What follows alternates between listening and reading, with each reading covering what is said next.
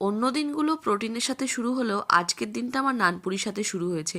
তারপর খেয়েই সোজা চলে গেছি রান্নাঘরে। আর আজকে আমি রান্না করেছি হচ্ছে শিম আর আলু দিয়ে জ্যান্ত চারাপোনা মাছ, মানে হচ্ছে বাটা মাছ। আগে বাটা মাছটাকে ভালো করে ভেজে নিলাম, তারপর সব সবজিগুলোকেও ভেজে নিয়ে মশলা করলাম। আর এই মশলাগুলোকে একটু গরম জল দিয়ে পেস্ট বানিয়ে নিলাম গ্রেভির জন্য। সব কিছু ভালো করে ভাজা হয়ে গেলেই সঙ্গে সঙ্গে একটু গরম জল দিয়ে গ্রেভিটা কিন্তু আমি তৈরি করে ফেললাম।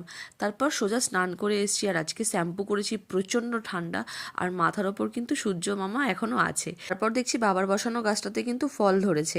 তারপর মেহেন্দি গাছে জল দিয়ে আর তেলটা ভালো করে মেখে খাওয়ার দাওয়া সেরে চলে আসলাম ছাদে। মা আর মেয়ে দুজনে মিলে একটু গল্প করলাম, তারপর একটু ফল ফল খেয়ে দিয়ে সোজা চলে আসলাম কাজের জায়গাতে।